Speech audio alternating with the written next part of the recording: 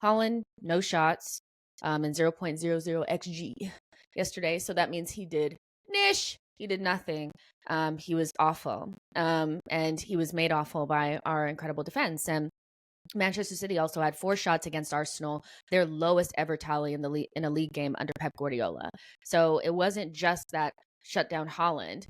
Alvarez was clamped, Foden was clamped, Doku clamped, all just awful. It was so funny because after those first 20 minutes, y'all, they did nothing. They did nothing. They created nothing, y'all. We were not in any sort of danger whatsoever. We were safe. And yeah, it was like when I say that people don't respect defensive performances, I know that they don't because I've seen Arsenal fans complain that we didn't create chances. We didn't give up any chances. Like, can you not be excited? Do you think Saliba has let Erling Haaland out of his pocket yet? Or is he still there? I just want to ask you, do you think Erling Haaland has been released or is he still there? That's the question. I think your question, the question should be, when has he been let out? Because he's been there since the Community Shield. Community Shield, I don't know, like, so community. If you add the 2 games, the Community Shield and yesterday's performance, Haaland has a combined 0 shots. I don't think anyone realizes that. Like, I don't know if anybody like understands how insane that is for someone to play Man City twice in the span of 2 months with a completely different defense, because we do not have Timber, which was one of the biggest reason why people thought that we played defense so well against them. And then we have someone like Zinchenko, who people swore we should let go because he was such a defensive liability. And we then shut them down again. Second time. Without Saka, without Martinelli, without Timber, what can we really say about our defense? I've been screaming we have one of the best defense, if not the best defense in the world. Like, eventually our club will wake up, especially growing up and not really having a everything has always been, all we know is attack.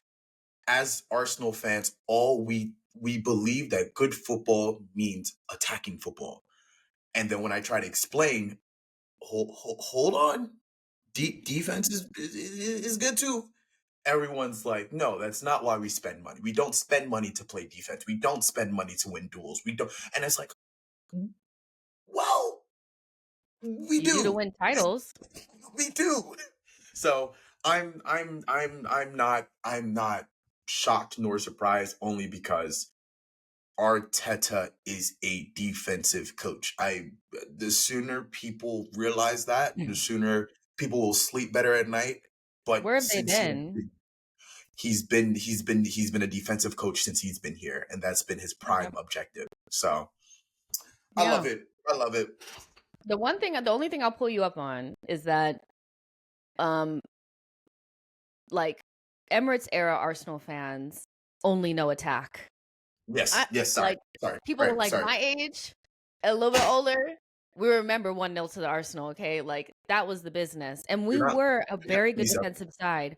But I do understand that the aspect of, like, if we're not creating a bunch of chances and scoring a lot of goals, instantly as an Arsenal fan, you feel very uncomfortable because that is our safe space over the last 15 years. Like, and even we scored less. I feel like we scored less in the early 2000s, but we kept more clean sheets. We were better defensively. Then we started scoring loads of goals, but against the better teams, we would get slapped. We'd give up silly goals. We had no DM, no defenders, no real defenders. So for me, this is what I want to see from Arsenal. Like, I don't think people actually get it that you don't have to score 3 or 4 goals a game if you're not giving up 2 every single match. And that, for me, that's just, we don't have to. I get that statistically, when you look at it, our XG doesn't look that great. And our chances created don't look that great. But when you look at expected points, we're right is where we should be. If you don't look at it from a holistic standpoint and you're only looking at, well, we're not scoring 3 or 4 goals a game, you're lost. You're lost. It needs to click. I'm not saying it doesn't need to get better, but I'm saying we're not giving up enough. We're not giving up so many chances where we need to be worried about that right now. We're defensively this season, we look good. Like statistically, if we don't have a bozo moment, we don't chuck it into the back of our own net, we are very difficult to score against. I think James, he put up a stat that I think Everton, Bournemouth, and Forest had like a collective 2 touches in our box. 2, y'all. 2. Do you get how insane that is? That is insane. So when you do that, you only got to score 2 goals. It's fine. It doesn't matter. We need to be more clinical. I get that. But like y'all, we were in hell.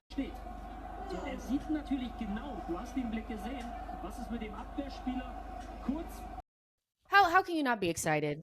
Okay, Saliba, Gabriel, Declan Rice. What am I watching? What am I watching? This is cinema. What am I watching? This is amazing. Talk to me a little bit about why Saliba and Gabriel and Declan Rice,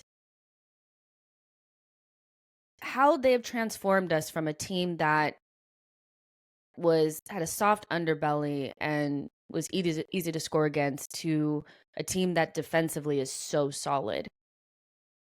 What are their qualities that make them so hard to beat? What is it about them?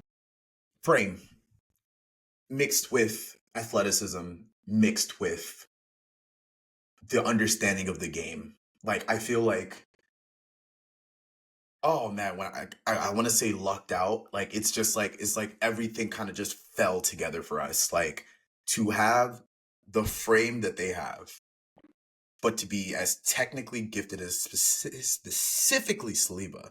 Like Saliba should not be as good on the ball as he is for his frame. To have the pace that they have, to have the defensive like mindset of like, I know when to slide, I know when to cover, I know when to. It's mixed together, and then when you put a world-class midfield defender in front of them, who is it just then allows the rest of the team to just play freely. And we are bombing more players forward, and we're not giving up much back. I feel like that should be the testament of where we are right now, because those 3, and then let's say hypothetically speaking, we're having little issues in the back. Let's throw Tomiyasu back. Yeah, let's put Ben White on the right. Let's put Tommy. Now we have 4 center backs in addition to Declan Rice. We are so defensively sound on all fronts that like I couldn't. And then on top of that, their age is not even like, oh yeah, they're reaching the peak of their, like they're like in the ages of like 23 to 26 range. Like it's how did we